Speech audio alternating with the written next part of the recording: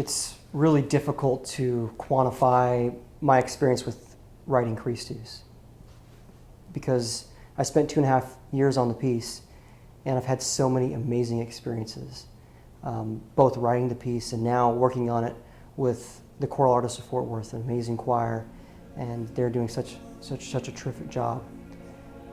And so today when we're doing this interview and I'm supposed to talk about Christus, it's so difficult to pinpoint exactly what I want to talk about. And the first thing that just kept coming to my mind is the why. Many people ask, why would you write a 9-movement mammoth piece about Christ? And putting this in context, there are several composers, namely Johann Sebastian Bach, Felix Mendelssohn, and Olivier Messiaen, to name a few, whose deep faith in Jesus Christ permeates every aspect of their music-making experience. And like them, I have a deep faith in, love for, and belief in a living Christ whose hands are outstretched still, inviting us to come into Him. In fact, I really feel like God gave me a gift, this gift of music. It's been such a blessing in my life. And, I started the piano when I was 5, and most of my early music training was in performance-based. It wasn't until much later that I decided to create music and take what I had learned and do something with it. But music has been such a part of my life, and at the darkest moments in my life, moments when I felt the most alone, it was music that brought me healing, that gave me breath.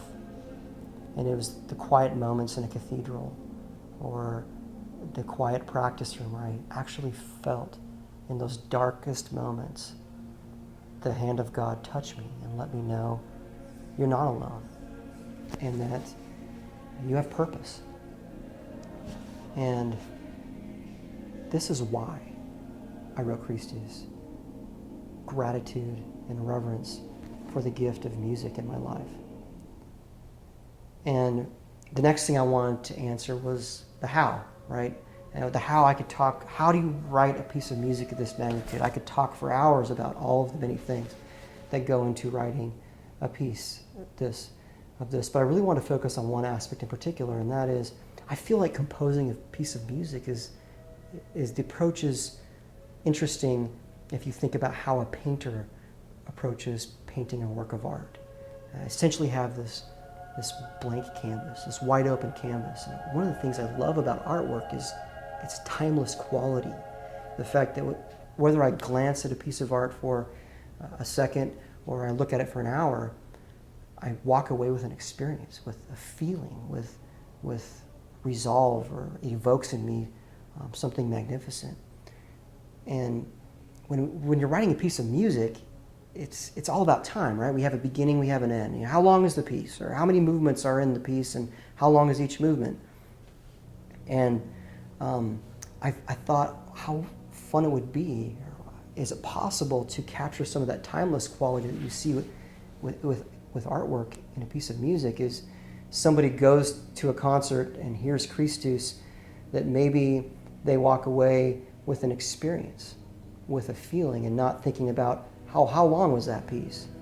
I wanted to capture some of that timeless quality.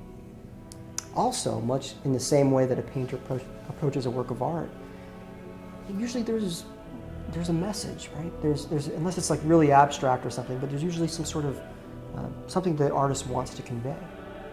And when I began writing this piece, what was that message that I wanted to convey? And the thing that kept coming to my mind most of all was this image of Christ with his hands outstretched still, inviting us to come unto him. In the most beautiful sense, these hands are humbly offered in the deepest sense of love to anyone. There's an invitation to come and touch and feel these words. How, as a composer, can you convey that in a piece of music? All of that, the glory, the power, the awe, and the deep love.